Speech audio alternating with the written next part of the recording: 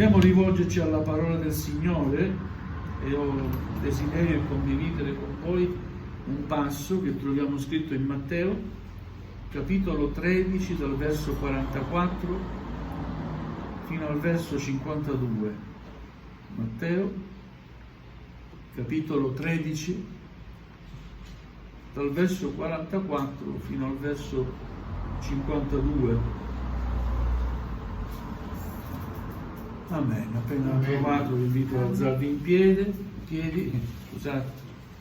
Gloria al Signore. Chi non ha la Bibbia può leggere sul monitor. A Dio sia la gloria, dico sempre, prima di ogni predicazione: Signore, benedice la tua parola al nostro cuore. Amen. A Dio sia la lode e la gloria. Il regno dei cieli è simile a un tesoro nascosto nel campo, che un uomo, dopo averlo trovato, nasconde. E per la gioia che ne ha, va e vende tutto quello che ha e compra quel campo. Il regno dei cieli è anche simile a un mercante che va in cerca di belle perle. E trovata una perla di gran valore, se n'è andato, ha venduto tutto quel che aveva e l'ha comprato. Il regno dei cieli è anche simile a una rete che, gettata in mare, ha raccolto ogni sorta di pesci. Quando è piena, i pescatori la traggono a riva e, postisi a sedere, raccolgono il buono in vasi e buttano via quel che non vale nulla. Così avverrà alla fine dell'età presente. Verranno gli angeli, toglieranno i malvagi di mezzo ai giusti e li getteranno nella fornace del fuoco ardente. Lì sarà il pianto e lo stridore dei denti. Avete capito tutte queste cose? Essi gli risposero: sì. Allora disse loro: per questo ogni scriba che diventa un discepolo del regno dei cieli è simile a un padrone di casa, il quale trae fuori dal suo tesoro cose nuove e cose vecchie. Amen. Amen. Fin qui la lettura della parola del Signore. Accomodatevi pure. Alleluia. È Gesù che sta insegnando. L'insegnamento di Gesù non era sempre Dio è buono, Dio perdona, accettate il regno dei cieli, il regno dei cieli è giunto a voi, ma la parola che Gesù insegnava e che viene insegnata ancora oggi, grazie a Dio, è a volte anche un po' più dura, ma pone sempre chi ascolta a fare una scelta e a impegnarsi per servirlo. Una cosa che Dio vuole è l'impegno per servirlo. Amen. Amen. Amen. Alleluia. E parlando in similitudini, in parabole, Gesù dice molto, anche tra virgolette semplicemente, perché chi lo aveva ascoltato lo aveva capito. Quando pone la domanda: avete capito tutte queste cose? Chi lo ha ascoltato ha capito. E allora dice: il regno dei cieli è simile a un tesoro nascosto. Il regno dei cieli è e deve essere per ciascuno di noi credenti come il più prezioso dei tesori. Amen. Non so se siete d'accordo. Amen. È la cosa più importante, più bella che io posso dire personalmente mi sia capitata nella mia vita. Amen. Ma qualcuno dirà: ma come? Meglio della tua famiglia, più importante, più bello della tua famiglia? Guarda, mia figlia è bellissimo per me, è una delle cose più importanti che ho, ma al di sopra di tutto, non mi vergogno a dirlo, Amen. è Gesù nel mio cuore. Amen. Amen. Gloria al nome del Signore. Perché Gesù usa questa similitudine? Il regno dei cieli è come un tesoro nascosto. In quei tempi non era raro nascondere un tesoro in un campo. Sapete perché? Perché non c'erano le banche. Le banche al tempo di Gesù non c'erano. Quindi chi aveva soldi li metteva nascosti, li nascondeva, no? Chi aveva un campo, chi aveva dove dormiva, chi aveva una mattonella, forse stava meglio, vero? Comunque, a prescindere da questo, queste parabole descrivono almeno due verità importanti. La prima è che il regno di Dio è un tesoro inestimabile, che deve essere apprezzato. Amen. Amen. E deve essere anche desiderato sopra ogni altra cosa. Viviamo purtroppo in un'epoca di tante incertezze e di tanta superficialità. Le persone non prendono sul serio le cose che veramente contano. Prendono sul serio invece le cose che non hanno alcun valore o poco valore. Noi vogliamo essere consapevoli del valore della grazia di Dio. Amen. È veramente un valore inestimabile, quantificabile non si può. Dare un giusto prezzo non si può. Sapete perché? Perché Gesù ha dato la sua vita pura e santa, la sua giovane vita, perché noi oggi fossimo qui a lodare il suo nome, fossimo riuniti nel suo nome per offrire questo culto alla gloria di Dio. Perché i principi del regno dei cieli, del Vangelo, fossero acquisiti dentro di noi. E non solo una religione, anzi assolutamente non è una religione da osservare, ma sono principi, amen, di rispetto e di onore verso quell'unico, solo, vero Dio che è sempre esistito e sempre esisterà. Amen. Sono principi di buona vita. Sono principi meravigliosi per vivere in modo degno. Amen. Amen. Per vivere bene. Alleluia. Abbiamo trovato il tesoro più prezioso. Amen. Amen. Vogliamo essere coerenti con questa verità. Amen. Amen. Alleluia. L'altra verità è che quanti fanno parte del regno di Dio devono essere disposti a rinunciare a tutto. A rinunciare a tutto ciò che potrebbe ostacolare la loro comunione con il Signore o impedirgli di adempiere ciò che Dio vuole che noi facciamo, oppure i suoi piani per la nostra vita.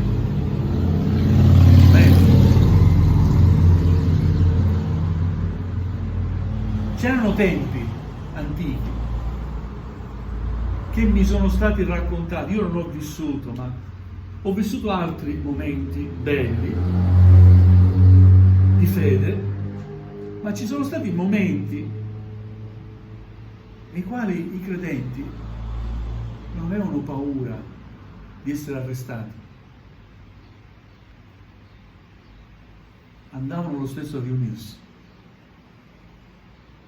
e rischiavano di essere arrestati e portati in carcere, ma continuavano a servire il Signore. Tempi belli, meravigliosi. La Chiesa aveva una forza ed esprimeva una potenza di cui oggi la desideriamo. Non voglio dire altro. Amen. Alleluia.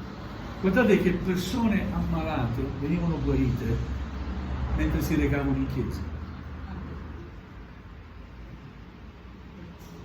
E c'erano le spie, guardavano, sapendo che quella famiglia era evangelica, mi riferisco ai tempi del fascismo, guardavano e andavano a riferire all'autorità. Sono usciti, hanno la Bibbia. Ma lo stesso si andava a servire il Signore. Qualche culto veniva interrotto perché venivano subito a prenderli e portarli via, e i fratelli continuavano a lodare il Signore. Perché? Perché avevano trovato il tesoro inestimabile. Amen. Alleluia. Io ho vissuto altri tempi, non questi. Io ho vissuto tempi nei quali, dove abita mia mamma ora, e dove era la chiesa, erano diversi chilometri. Senza macchina, all'orario, ci vestivamo, perché c'era il culto. Mia mamma lasciata dal marito con 2 figli piccoli, una mano a me, una mano a mia sorella. Scendevamo 3/4 d'ora di strada a piedi, arrivavamo in chiesa. Perché? Perché mia mamma aveva perso un marito, ma il tesoro inestimabile che aveva trovato da ragazzina, quello ce l'aveva sempre. Gloria a Dio. Non si guardava se era estate e faceva caldo, così come non si guardava se era inverno e pioveva. Ombrello, mano, una, l'altra, tieni qua, tienimi la gonna, il cappotto, niente. Qualcuno direbbe, ma così eravate proprio... No, il Signore ci ha sempre benedetti. Perché abbiamo trovato il tesoro più inestimabile che una persona potrebbe mai trovare. Sinceramente qualche volta venivano a prenderci anche, fratelli, pastore, qualcuno delegato, veniva a prenderci. Qualcuno ci accompagnava a casa. Gloria a Dio. Ma il desiderio di andare a culto c'era sempre. Se sono qui, dico grazie Gesù. Grazie Gesù. Quel seme che ho ricevuto un giorno è germogliato nella mia vita. E non sono degno di ringraziare il Signore. Potevo fare scelte, e ne ho fatte sbagliate quando mi sono allontanato da giovane, dalle vie del Signore. Scelte sbagliate. Qualcuno dirà, beh, era giovane. Non cambia niente per me. Se potessi tornare indietro, io quel tempo lo cancellerei. So che Dio lo ha cancellato e rendo grazie e onore a Dio perché mi ha perdonato. Ma se potevo accettare Gesù prima,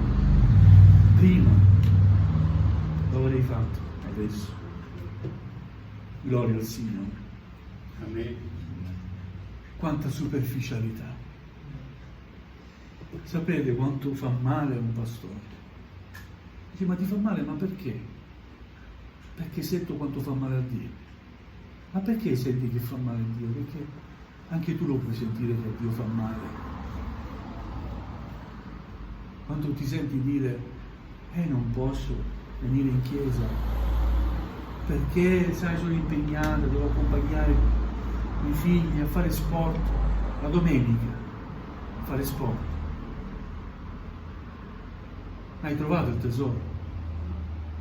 Vuoi che questo tesoro sia anche del tuo figlio, della tua figlia, dei tuoi figli? Lo vuoi? E allora che cosa gli stai inculcando? Che lo sport è più importante del tesoro nascosto. Guardate che poi non possiamo più tornare indietro. Amen. A me fa male, io non posso costringere nessuno o implorare in ginocchio per dire ma vieni in chiesa. Se non si è capito che abbiamo trovato il tesoro, cosa può fare un uomo? Io cosa posso fare? Persino Gesù quando bussa al cuore, gli si può aprire o si può tenere la porta chiusa? È vero? Cosa dice Gesù? Io sono alla porta e busso, no? Se uno mi apre, io entrerò e cenerò con lui, se uno mi apre. E se uno non mi apre, continuerò a bussare. Ma attenzione, verrà il momento che non sentirà più bussare. E allora sarà troppo tardi. Amen. Dove stiamo andando? Chi stiamo servendo? Cosa ne vale servire il Signore? Ne vale veramente la pena? Io dico vale la pena. Rinunciare a tutto per Gesù, sì. Vale la pena.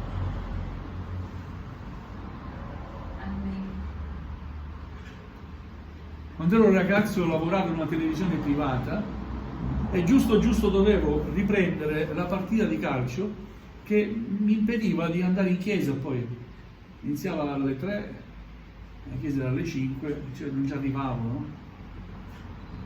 Quando mi sono convertito ho capito che io non posso perdermi il culto al Signore. Ma è il tuo lavoro, io non ci posso stare qua, non ci posso venire, trovo un'altra a riprendere la partita. Devo andare al culto, perché ho capito che ho trovato il tesoro. È un tesoro, come fai a trascurare questo tesoro? Se apprezziamo il tesoro, dobbiamo essere disposti a rinunciare a tutto, perché il Signore ti porterà nelle sue vie. Amen. Amen. Se tu non avrai nessun vincolo, Gesù ti porterà nelle sue vie. E le sue vie sono alte, sono meravigliose, sono di servizio, sono di annuncio della sua parola, di testimonianza. Ma c'è qualcosa di più bello che essere al servizio del Signore? Per me no. Gloria a Dio. Bisogna rinunciare a tutto, se veramente si comprende che abbiamo trovato il tesoro. Nascosto, ci è stato rivelato. Amen. E noi l'abbiamo messo nel campo perché non possiamo perderlo. Alleluia.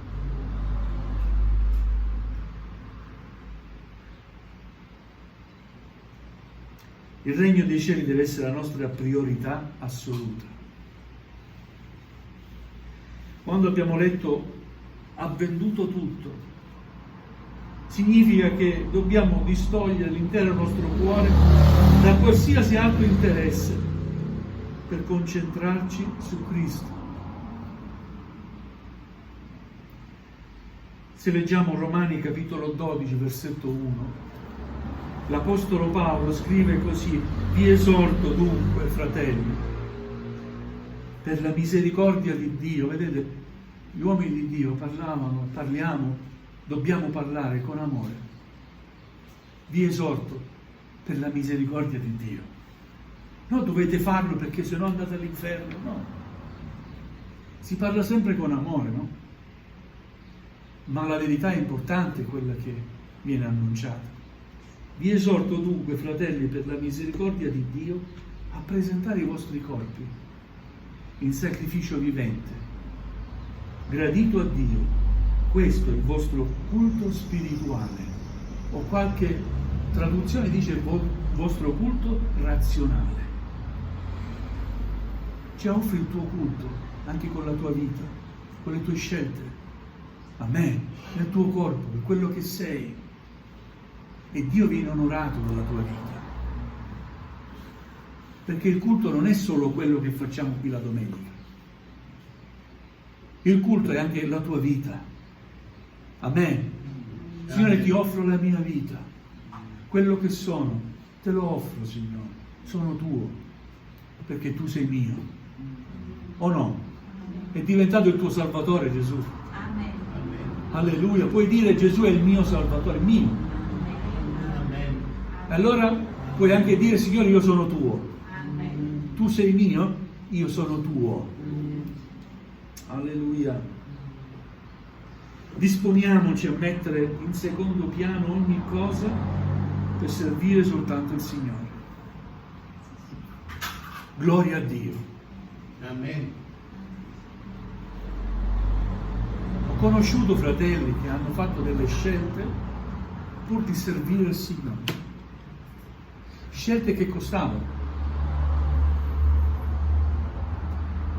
Il mio pastore faceva il macchinista.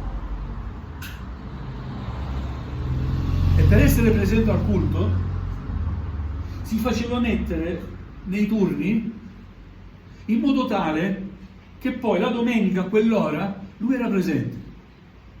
Io non l'ho dimenticato. Amen. Poteva scegliersi un turno più facile la domenica. La domenica. Amen. E quante volte, finito il culto, doveva lavorare, guidare il treno, no? Ha fatto delle priorità, ha messo delle priorità nella sua vita. Prima il servizio a Dio. Sono stato chiamato a questo. Tutta la vita in funzione di questa priorità. Amen, così deve essere. Alleluia. Non sto parlando di cose che sono impossibili. Queste cose sono possibili nella misura in cui Cristo vive in te. Sei d'accordo? Amen. E allora diamoci di più al Signore, perché abbiamo bisogno che la nostra fede non sia superficiale. Se vogliamo vedere la gloria di Dio, vogliamo vedere guarigioni, battesimi nello Spirito Santo, liberazione,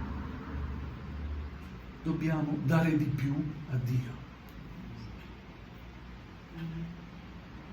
E dobbiamo lasciare alcune cose che devono essere lasciate.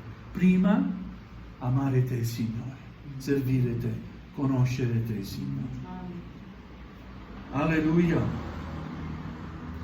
Poi l'altra parabola descrive il regno dei cieli simile ad una rete che gettata in mare raccoglie tutto. Adesso, specialmente in questi giorni, nei nostri giorni, non solo pesci, ma tutto.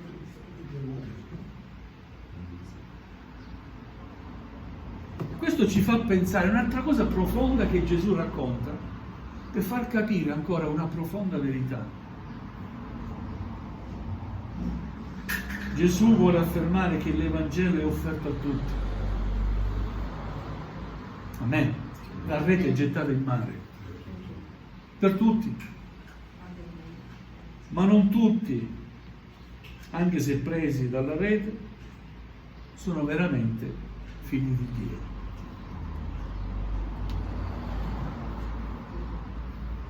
Alcuni sono veramente convinti che basta entrare in chiesa e essere iscritti nel registro di chiesa per essere salvati. È sbagliato. Questo forse lo insegnerà la religione cattolica, ma non è così, per Gesù non è così. Non basta entrare in chiesa una volta ogni tanto, non basta. Bisogna dare il cuore a Gesù. Amen. Devi accettare Gesù come personale salvatore. Ci deve essere una vera conversione, un reale cambiamento, una trasformazione. Amen. Non puoi più amare, soddisfare la tua carne, ma amerai piano piano soddisfare la volontà del Signore. Amen, perché godrai alla sua presenza e quando Egli è soddisfatto godi anche tu nello Spirito. Alleluia. A volte capita di prendere anche pesci che sono morti. Vi è capitato? Una volta ero in spiaggia, c'era uno con una canna, prende un pesce ed era morto. E che ci fa a mare?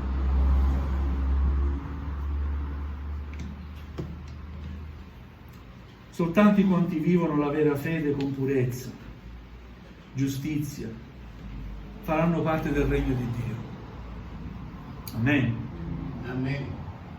Gloria al nome del Signore. Così come la parabola del grano e delle zizzanie, anche questa parabola insegna che ci sarà una separazione.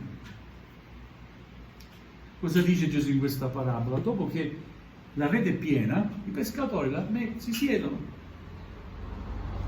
e prendono nei vasi, mettono quei pesci buoni. E dall'altra le cose che hanno trovato, i pesci morti, che non servono a nulla, se non per essere bruciati. Questo ci fa capire come non dobbiamo farci ingannare né dal numero, la folla, dalla confusione, né da quello che i nostri occhi vedono. Noi intanto vogliamo preoccuparci di servire il Signore al meglio che noi possiamo, perché degno è il Signore di essere servito. Amen. Amen.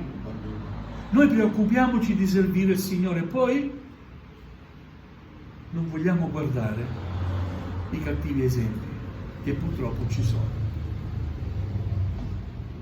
Amen. Quando mi si dice: ma fratello, come mai quella sorella non viene da tanto tempo?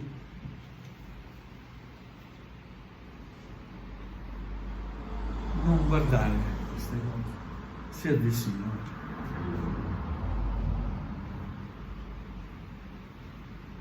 Qualche fratello domenica scorsa, nel battesimo, ha detto: ma quella famiglia che veniva, perché non viene più? Che dovevo dire? Ha divorziato con marito, ha preso un altro. Cosa devo dire? Preghiamo per lei, per lui, per loro, per la famiglia. Preghiamo il Signore. Però ci sono dei cattivi esempi nella Chiesa. Vogliamo pregare il Signore con la sua misericordia. Amen. Senza giudizio né giudicare. Ma possiamo dire fino all'ultimo: Signore, che si ravvedino. Se non li vediamo in Chiesa, c'è un motivo, non sta a noi indagare. Ripeto, il pastore non può far nulla. Non posso obbligare le persone a vivere una vita santa, di preghiera, di lettura della Bibbia, di frequenza dei culti. Io non lo posso obbligare. Se quella persona non ha trovato il tesoro, o non si rende conto che quello che gli è stato presentato è il tesoro più prezioso che ci possa esistere nell'universo, che cosa può fare il pastore?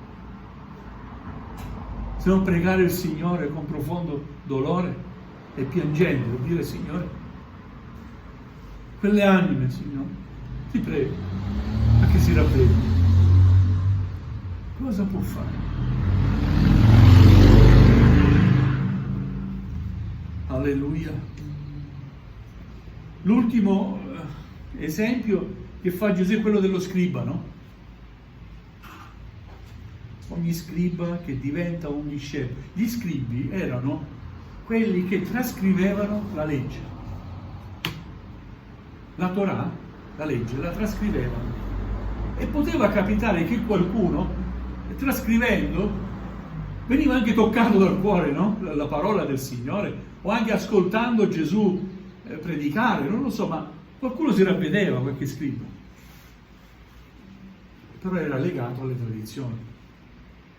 Per questo Gesù dice: ogni scriba che diventa discepolo del regno dei cieli è simile a un padrone di casa, il quale trae fuori dal suo tesoro cose nuove e cose vecchie. Cioè, non è che rinuncia totalmente alla tradizione, però trova la saggezza nel capire ciò che dalla tradizione si può prendere. Amen?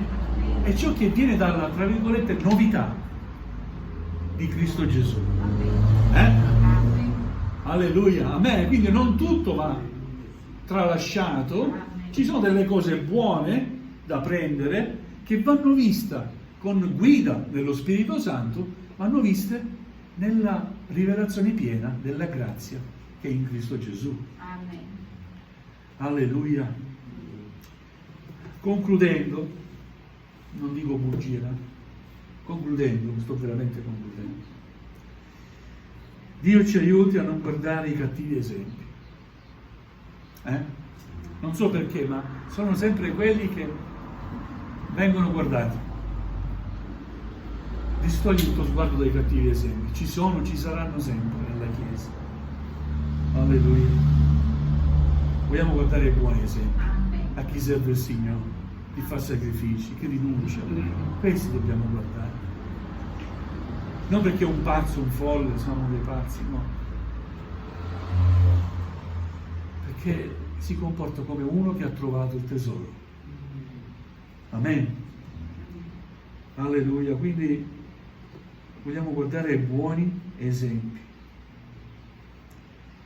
Alleluia. Dobbiamo essere veramente convinti che il regno dei cieli è per noi il tesoro più grande e più prezioso che possa esistere nel mondo. Amen. Alleluia. A Dio sia la lode e la gloria. Amen. Alleluia. Dobbiamo chinare il nostro capo.